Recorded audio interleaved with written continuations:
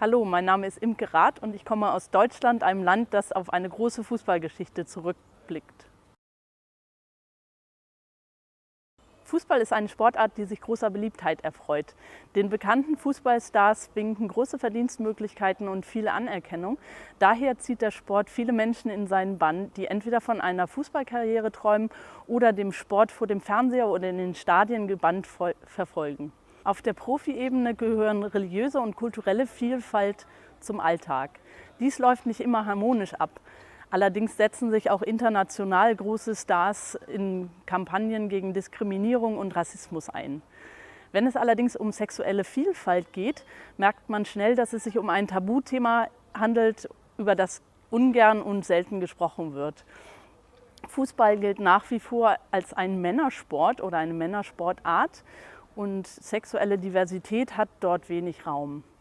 Der Zugang in diesem Modul über Fußball wurde gewählt, da Fußball Europas beliebteste Sportart ist und viele junge Menschen sich dafür begeistern.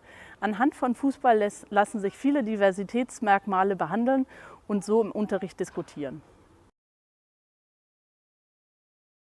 Innerhalb von jeweils einer Schulstunde werden kulturelle, religiöse und sexuelle Vielfalt im Fußball behandelt.